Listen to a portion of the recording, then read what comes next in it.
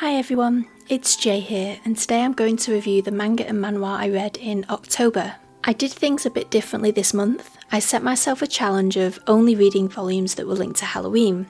Now, I don't do horror. I get scared very easily, so instead I focused on manga that had vampires, werewolves, monsters, creatures, anything like that. It was fun to choose the volumes, and I read 15 this month, although this is a deluxe edition, which contains 3 volumes, so you could argue that I read 17 volumes. I started the month by reading The Girl from the Other Side, volumes 1 to 6.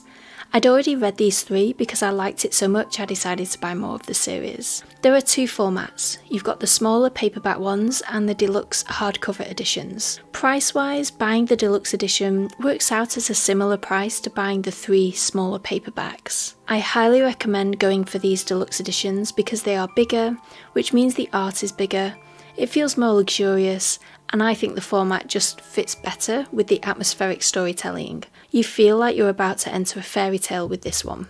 This story is set in a world divided into 2, the outside and the inside. The inside is where humans live in safety and peace, whilst the outside is where beasts roam. These creatures are cursed and can pass on this curse by simply touching a human. They are feared greatly by humans because of this. But there is a little girl called Shiva who lives with one of these creatures called Teacher on the outside, and the story revolves around these 2. There are other characters introduced, like Shiva's auntie. The emotions in this story between Shiva, her auntie and Teacher, they are so well done. As the story unfolds, you find out more, but the intrigue is always there. It's a very atmospheric story, in both the storytelling and the art style. I cannot begin to tell you how good the art style is. It creates an underlying tension that runs through the whole book, and the scratchiness, the roughness, it really lends itself to the story. I love it. I cannot recommend this series enough, and I cannot wait to read more. There are 12 volumes in total, which have been put into 4 deluxe editions. It is complete as well, so you can sit and binge it if you want. I read a one-shot called Bite Marks and Fluorite. It follows a guy called Haru, who one night sees a man being followed.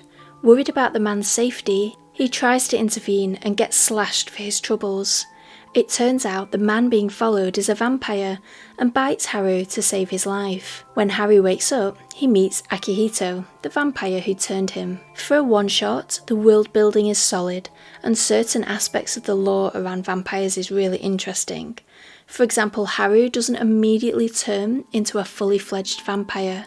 There's a stage before that called a tank. Akihito is very protective of Haru, who's trying to work through his feelings for Akihito and figure out the reason behind his protective urges. I liked Haru as a character. He's positive without being annoyingly so, and I found the whole story pretty cute actually. I like how each chapter is called a bite, so instead of chapter 3, it's bite 3. If you are a BL fan and love vampires, this one-shot is for you. I read volumes 1 to 3 of 3 Exorcism Siblings. I had never heard of this series before, and I found it in a book warehouse, and I'm really glad I did. Mamoru is the oldest of the 3 siblings who live in a shrine in the mountains. He fights Tengu, monsters, and he is determined to keep fighting so that his brothers never have to. The more you read, the more you find out about Tengu, where they come from, why they eat humans, and it makes for a very intriguing story. The siblings are great together. They act like typical siblings, squabbling, but never losing sight of their love for each other. Mamoru's younger brothers, Kei and Yu, are very aware of his fighting and his sacrifice of a normal childhood. I love their brotherly bond. It's a real highlight of the story. I like meeting the other fighters from other shrines as the stakes get higher. There are some sad moments in here.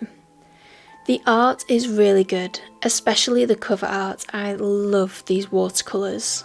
My understanding is that this is a 7-volume series, and Titan Comics has the licensing for the first 4 volumes.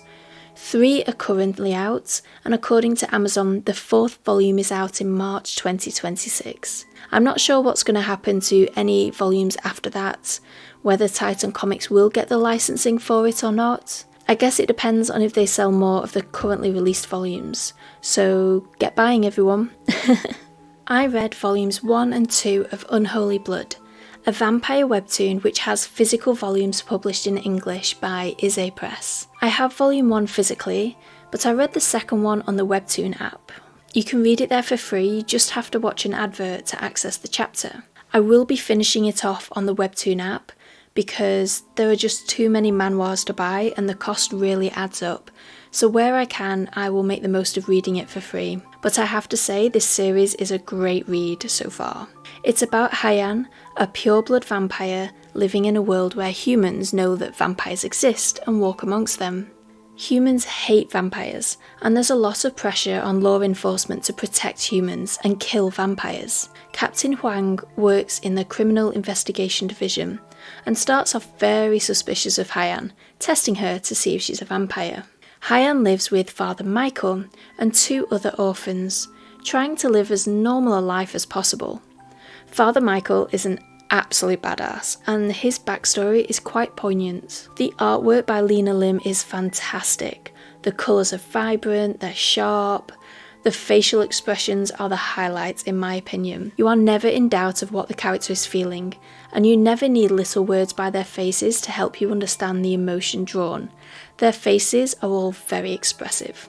I love it. The final physical volume, volume 8, has just been released, so it is complete. I highly recommend this series. I read the whole Dracula series, which is complete at 3 volumes. It follows Amelie, a high school student who is secretly a vampire, which means there are rules she must follow, such as she can't smile, otherwise people will see her fangs, and she can't fall in love with a human because love leads to bloodlust. But Amelie can't keep her eyes off of Paco, a third-year delinquent. Their love leads to a war between vampires and werewolves. How Paco and Amelie meet at the start of the book was insane. The art was really effective, and everything was so brutal and blunt. It kind of shocks you. Paco very much has an I don't give a toss attitude that leaves people around him scrambling to understand what just happened, which was both funny and absurd. Overall, I really enjoyed this series. You get some backstory about Paco that made the story more interesting, and the pace was pretty fast throughout. I don't know how believable the whole deep love storyline was, but as long as you go with the flow and just accept things at face value, it's a good series. I think it started off strong with some really good bits dotted throughout. I'm glad I read it, but I'm not sure how much I would recommend it, and that may be because it was a 3-volume series and there wasn't enough time to flesh out all the nitty-gritty details and make things more believable. I saved the best for last. Fangs. This is a 3-volume complete BL series about vampires. I have had this on my shelf for ages because there was a big gap between the release dates of volumes 2 and 3. So I waited for volume 3 to come out, and then I never picked it up. Sometimes when something is hyped up so much, I get apprehensive about reading it in case it disappoints me. But October was the perfect month to read it for Halloween, and I loved it. N is the sole survivor of a vampire attack. Ichi takes him under his wing. He works for the health and welfare organisation, Fangs. Ichi tells him what it is to be a vampire and brings N along for his rounds, checking in with different vampires, making sure they're alright, etc. And that is one of the things I love about this series. You get to meet some very interesting and very different vampires. There is a bigger overarching plotline linked to the vampire attack N survived, but all the stuff that happens around that is really interesting and enjoyable to read. N and Ichi's relationship develops over the 3 volumes. N is new to the whole vampire thing, and so isn't sure of what he can expect from Ichi feelings-wise. And because Ichi isn't open about everything, it leaves N feeling unsure and alone. I highly recommend this series. It's my favourite BL vampire manga, and at 3 volumes, it's not a huge time or money commitment. So those are the volumes I read in October 2025. I liked everything I read, but I definitely had some favourites, like Fangs. I read a lot of vampire manga actually, looking at this pile, but that's not a bad thing.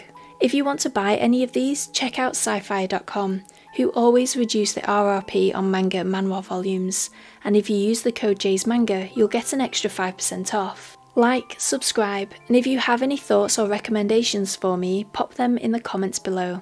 Happy reading everyone. Bye!